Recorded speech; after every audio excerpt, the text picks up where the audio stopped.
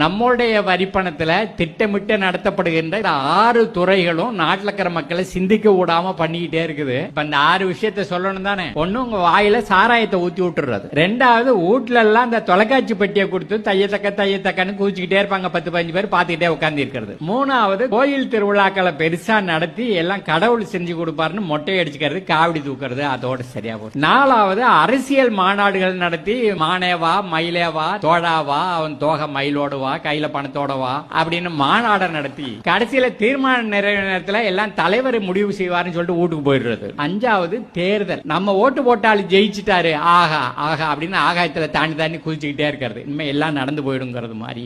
ஆறாவது, நம்ம பள்ளிக்கூடங்கள் கல்வி நிலையங்கள்ங்கிற பேர்ல இருக்கிறது எல்லாம் உங்களை வேற எங்கேயும் போகாம அதுக்குள்ளேயே கட்டி வச்சு அவன் நினைக்கிறத மட்டுமே உங்க தலைக்குள்ள ஏத்தி அதை ஒழுங்கா வாந்தி எடுக்கிறீங்களான்னு பார்த்து மார்க் போட்டு அதோட உங்களை வெளியில அனுப்பிச்சு விட்டுருது.